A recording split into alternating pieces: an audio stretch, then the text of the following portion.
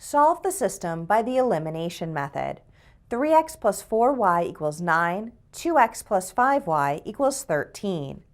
To solve by the elimination method, we want to eliminate one variable. Thus, we want the coefficients of one of the variables to be opposite in both equations. So let's eliminate x, and to do that, we'll multiply the first equation by 2, and we'll multiply the second equation by -3. That way we'll have 6x plus -6x when we add the equations. First, multiplying the first equation by 2, we have 6x plus 8y is equal to 18. When we multiply the second equation by -3, we have -6x minus 15y is equal to -39. Now we add.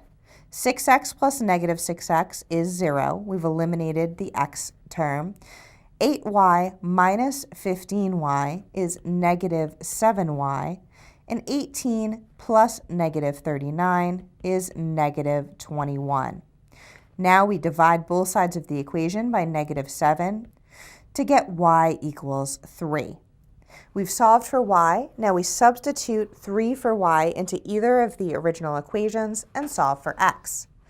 We'll use the first equation. We have 3x plus 4 times 3 is equal to 9.